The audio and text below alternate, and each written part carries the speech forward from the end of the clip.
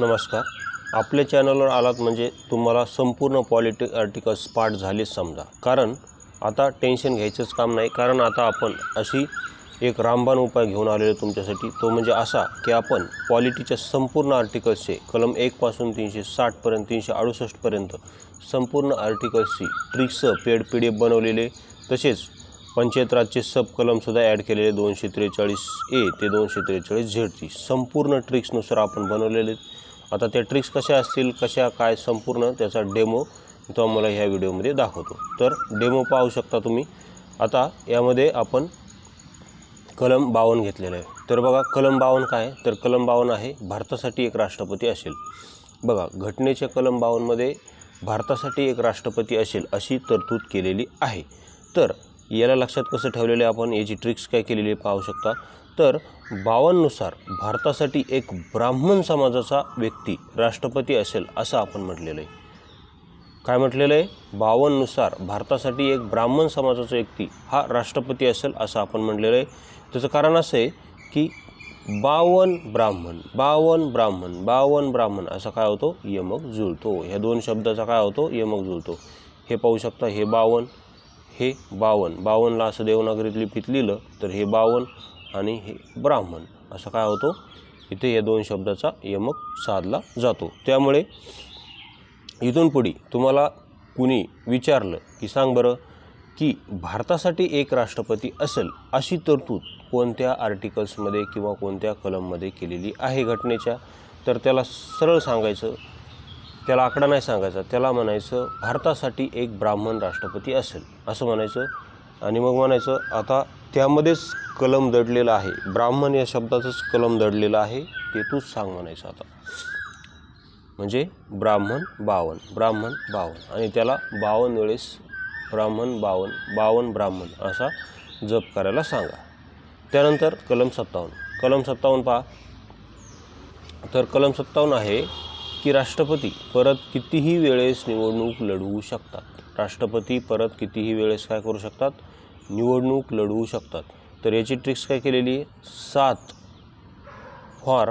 For भारतीय स्त्रिया म्हणतात की मला 7 जन्म आणि जन्मोजन्म एकच पती पाहिजे. भारतीय स्त्रिया काय म्हणतात, मला 7 जन्म आणि जन्मोजन्म एकच पती पाहिजे. भारतीय स्त्रिया म्हणतात की नाही की एखादा तिचा नवरा बेवडा असेल, पिदाडा असेल, काही दारू पिणारा असेल, तिला मारणारा असेल, तरी पण त्या काय म्हणतात की मला 7 जन्म हाच नवरा पाहिजे. ज्यावेळेस त्या वडाला 7 फेऱ्या मारतात त्यावेळेस म्हणतात की मला 7 जन्म हाच पती पाहिजे, म्हणजे पाहिजे. कारण 57 मध्ये काय आहे, शेवटी 7 आहे, म्हणून ही ट्रिक्स आपण केलेली आहे. कारण भारतीय राष्ट्रपती कितीही वेळेस निवडणूक लढू शकतात. मात्र हेही लक्षात घ्या की आतापर्यंत फक्त डॉक्टर राजेंद्र प्रसाद हे एकमेव राष्ट्रपती होऊन गेले जे सलग 2 वेळेस काय झाले, निवडून आले होते.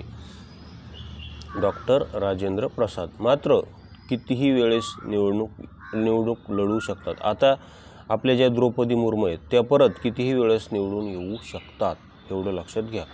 तसेच अमेरिकन राष्ट्रपती मात्र फक्त त्यांच्या आयुष्यात फक्त 2 वेळेस निवडणूक लढू शकतो, त्यानंतर नाही. आता डोनाल्ड ट्रम्प तात्या दुसऱ्यांदा निवडून आलेत, त्यामुळे ते आता परत 3ऱ्या वेळेस निवडणूक लढवू शकत नाहीत, म्हणजे नाहीत. हे पण येथे लक्षात घ्या, कारण GS सुद्धा आपल्याला माहीत पाहिजे इतर. आता एवढ्यावर तुमचं समाधान झालेले नसेल तर मी तुम्हाला आणखी काही डेमो दाखवतो. तर येथे आणखी काही डेमो तुम्ही पाहू शकता. तर काय म्हणते कलम 25 काय आहे, तर कलम 25 हे मूलभूत हक्क आहे. काय आहे, मूलभूत हक्क आहे. कलम 25 मूलभूत हक्क आहे. आणि ते काय आहे, कलम 25ने आपल्याला कोणत्याही धर्माचे आचरण आणि प्रचार करण्याचे स्वातंत्र्य दिले आहे. लक्षात घ्या, कलम 25ने आपण कोणत्याही धर्माचं आचरण आणि प्रचार करू शकतो. तर याला ट्रिक्सनुसार असं लक्षात ठेवा की वाय फॉर यहुदी धर्माचे आचरण आणि प्रचार करण्याचे स्वातंत्र्य. कलम 25ने आपल्याला यहुदी धर्माचे आचरण आणि प्रचार करण्याचे स्वातंत्र्य हे दिलेले आहे, असं तुम्ही लक्षात ठेवा। कलम 25ने काय दिलेले आहे? कोणत्याही धर्माचं आचरण आणि प्रचार करण्याचे स्वातंत्र्य हे जे दिलेले आहे हे आपल्याला कलम 25ने दिलेले आहे। मग तुम्ही म्हणाल यहुदी धर्मच का घेतला, दुसरा का नाही एखादा? त्याचं कारण असं आहे की यहुदीचा जो वाय आहे तो ABCD नुसार 25 नंबरला येतो। किती नंबरला येतो? यहुदीचा वाय हा 25 नंबरला येतो, म्हणून मी यहुदी धर्म घेतलेला आहे। ओके, आता यावरूनच आणखी एक लक्षात ठेवता येईल, ते म्हणजे कलम 325। तर पहा 325 काय आहे? तर 325 आहे, केवळ धर्म, वंश, जात या कारणावरून एखाद्याला मतदान यादीतून हटवले जाणार नाही। कोणत्या कारणावरून? केवळ धर्म, वंश, जात। म्हणजे इथं परत धर्म आला का नाही? मग याची ट्रिक काय केली आपण? परत तीच, याची पण ट्रिक्स तीच केलेली आहे की वाय फॉर एखादा व्यक्ती हा केवळ यहुदी धर्माचा आहे म्हणून त्याला मतदान यादीतून वगळले जाणार नाही, अशी आपली ट्रिक्स आहे।